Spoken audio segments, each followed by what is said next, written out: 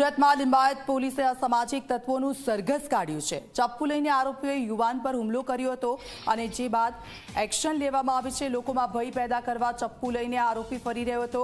ઘટના બની ત્યાં જ પોલીસે સરઘસ કાઢ્યું છે।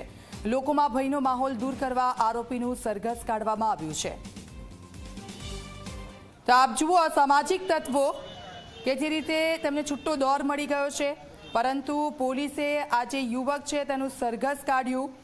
લોકોમાં ભયનો માહોલ દૂર કરવા માટે આરોપીનું સરઘસ કાઢવામાં આવ્યું છે। ગઈકાલે આ જ આરોપી લોકોની વચ્ચે ચપ્પુ લઈને ફરતો હતો, રોફ જમાવતો હતો અને આજે જુઓ પોલીસ અધિકારી તેના કેવા હાલ કર્યા છે। બીજી તરફના આ દ્રશ્યો સુરતના અડાજણના છે। પોલીસે સામાજિક તત્વોને કાયદાનું ભાન કરાવ્યું છે। અડાજણમાં અનિલ અને તેના સાગરીતોનું સરઘસ કાઢવામાં આવ્યું। 2 દિવસ પહેલા એક યુવાન પર ચપ્પુથી હુમલો કર્યો હતો। અડાજણમાં જ અનિલ અને તેના સાગરીતોનો આતંક હતો। પોલીસે લોકોની વચ્ચે જ આ ગુંડા તત્વોનું સરઘસ કાઢ્યું છે। પોલીસ કાર્યવાહીને લોકોએ વધાવી લીધી છે।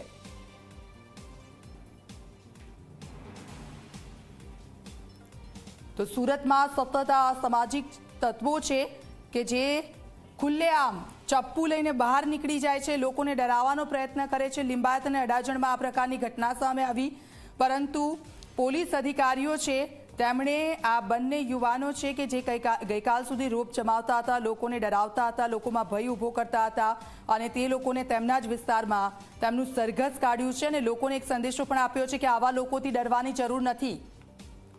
સંવાદદાતા ચેતન અમારી સાથે જોડાઈ ગયા છે। ચેતન, અસામાજિક તત્વો છે તેમને કાયદાનું ભાન કરાવ્યું છે પોલીસે અને લોકોને પણ એક સંદેશો આપ્યો છે કે આવા લોકોથી ડરવાની જરૂર નથી।